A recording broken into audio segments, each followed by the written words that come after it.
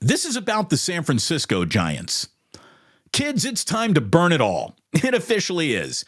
They lose a laugher of a game in Arizona. Again, they need these two big wins in Arizona. They show up playing Little League baseball, kicking the ball all around the field. Last night, they lose in Arizona. Nothing really surprising about that, given the ebbs and flows of the entire season.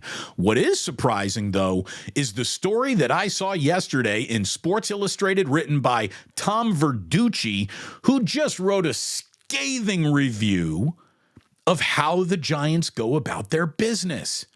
And I'm going to tell you right now, Tom Verducci is not in the scathing review business. He's not a coming after you, coming to get you type of journalist, right? It's not what he does. But I got to read some of this to you. Again, these aren't my words. This isn't me taking out the Giants. This is Tom Verducci doing it. So listen to this. This is something else. With poor offense and middling pitching, the Giants are in the thick of the National League wildcard race. But if this is the future of baseball, I want no part of it. The Giants are interesting in the way mutual funds are interesting. They're smart, efficient, but lackluster. San Francisco and its manager, Gabe Kapler, deserve credit for squeezing every bit out of this roster with help of the best record in baseball's extra innings, where the Giants are 11-3. But that's when the rules are very much gerrymandered. So no, this team is not a juggernaut in any way, shape, or form. Tom Verducci goes on to write, my problem with the Giants, especially if they cap this season with a playoff berth, is how other teams might copy their gig economy approach to baseball. It's not fan-friendly. Truncated starts by pitchers, an ever-changing lineup with role players and no stars, a 16-person coaching staff, the worst team speed of any contender. The Giants are a well-managed success more than they are an aesthetic one. Let me translate what Tom Verducci has said so far. These guys got no reason for you to buy a ticket to come watch them play baseball because their baseball is boring and they are starless. Do they win some games? Yeah, they do. But will you have fun? Not really. This is scathing from Verducci. He goes on. Giant starters throw an average of just 72 pitches per game, the shortest leash in baseball. They've thrown 3 innings or less 43 times, 13 more than any other team. It's also the most such abbreviated starts in baseball history, other than in 2018 and 19 when the Rays were inventing the concept of the opener. With all those truncated starts, Giant starters are deployed to avoid losing a game, not to win it. They're 27-45. As a starting, they're 27-45, which is a .375 winning percentage, an unfathomable rotation record for a team in contention in the last 2 weeks of a season. The worst rotation winning percentage by a playoff team is .464, and that was the 05 Padres. Again, .375 is the Giants' rotation. Except for the 60-game season in 2020, Giants starters this year will likely set a 141-year franchise low for wins. They have turned baseball upside down. San Francisco's offense uses a similar gig methodology, splitting the work among many. You can do this when you don't have a star player.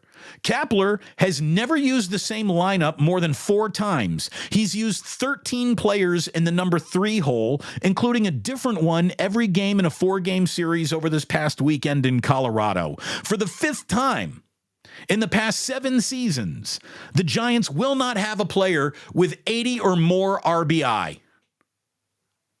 I mean, that's dreadful. Again, Verducci has not put his knives away. He keeps going. It's not entertaining.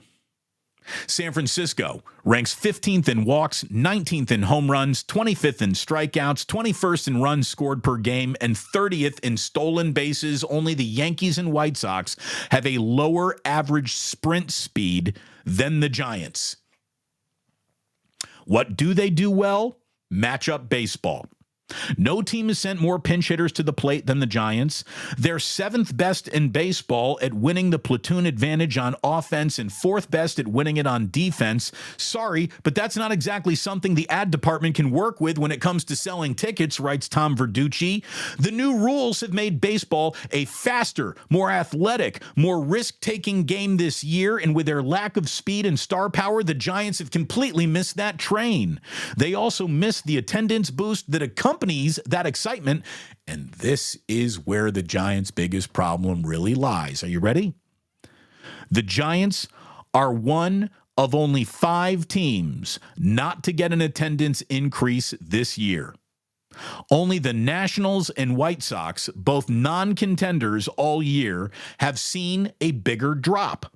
The Giants have lost 26% of their paying customers since 2016.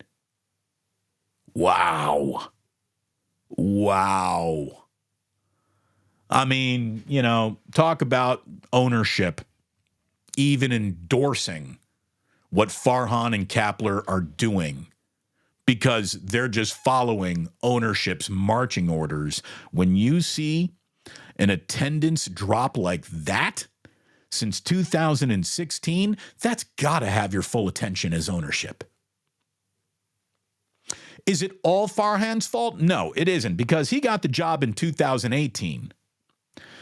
Beyond the 107-win season, though, it's all been so boring that, again, you've chased away essentially 1 in 4 fans. 26% of paying customers drop off. That's a little bit more than 1 in 4 fans have basically said, I'm not coming anymore. I'm not spending my time watching this. I'm certainly not spending my money on this. There's no player for my kid to even be excited about. This is boring. I can't identify with anyone. A team that's supposed to be like pitching forward that offered up Mad Bum, Kane, Lincecum in its greatest heyday, is now offering up very, very little in terms of, oh, hey, they're actually going to let Sean Manaea start a game, everybody. Whoa! What a walk-up crowd that's going to be. Good Lord. It's time to burn it down. Gabe Kapler, Farhan, nice enough guys. Are they terrible at their jobs? No. But they're not good enough for this. And if this is now the definition of good enough for the Giants, that's a major problem. And if Charles Johnson, the owner of the Giants, the Johnson family, if what they're watching is good enough for them, well, then you might also be the same family dumb enough to give about $500,000 to Herschel Walker's failed senatorial campaign. Oh, that's right. That's who these fucking assholes are. Spending more money on Herschel Walker than the 3-hole in their own major league lineup.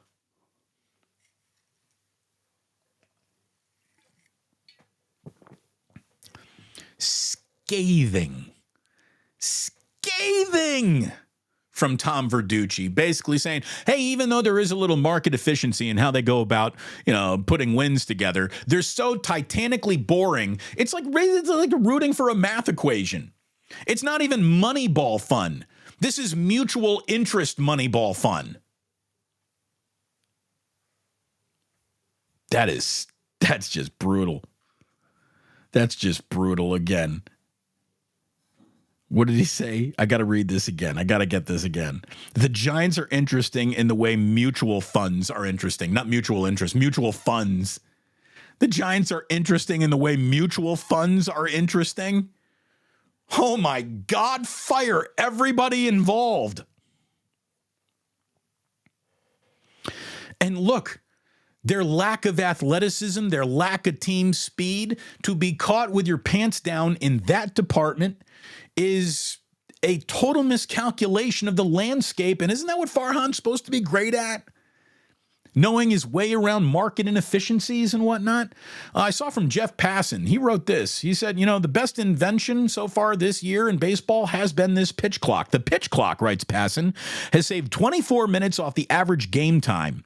Over the course of a 162-game season, that's a total of 64 hours and 48 minutes. And if you're a hardcore baseball fan who watches every minute of every game every season, the clock and the clock alone freed you to more than 2.5 days spent watching grown men standing around doing nothing. That's really something else when you think about it. So that pitch clock, yeah, it takes 24 minutes off the average game time. But if you really are watching every single game, every inning, what that pitch clock has bought you is 2.5 days of your life back. 2.5 days of your life back. It's difficult to imagine the sport giving its most loyal devotees a greater gift, writes Jeff Passan. I can't watch them anymore. I mean, I will, but I'm not enjoying it. Neither are you. And neither is Tom Verducci, who just basically gets paid by Sports Illustrated to pretend he loves everything.